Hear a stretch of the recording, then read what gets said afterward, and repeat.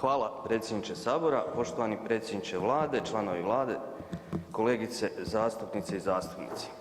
Koristim ovu priliku, predsjedniče Vlade, da vam se još jednom zahvalim što ste kao predsjednik Vlade u prošlom sazivu podržali inicijativu 19 od 23 načelnika i gradonačelnika Bjelovarsko-bilogorske županije i našu županiju smjestili u Panonsku statističku NUTS-2 regiju.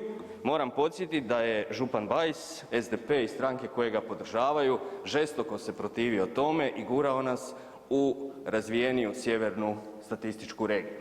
Sad vidimo da iz ove nove financijske perspektive upravo značajnija sredstva idu manje razvijenim regijama, pa će tako i naša Bjelovarsko-bilogorska županija koja je jedna od najnerazvijenijih temeljem toga dobiti značajnija sredstva. Hvala. Izvolite odgovor. Hvala vam lijepa zastupniče Totgergeli, sve je ovo točno. Gospodin Bajs kojeg ste spomenuli kao župan Bjelovarsko-bilogorske županije imao drugi stav tada.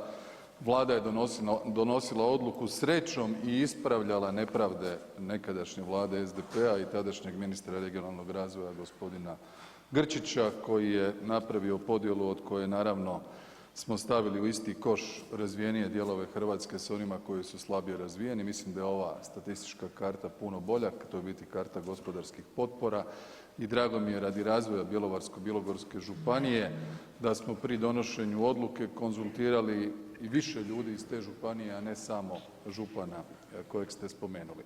Što se tiče razvojnih projekata, mi ćemo kao što smo i do sada činiti sve da forsiramo ravnomjerni regionalni razvoj bez obzira o kojem dijelu Hrvatske se radi i bez obzira tko je gdje na vlasti. To je konstanta naše politike i tako će i ostati. I idemo zadnju repliku upućenu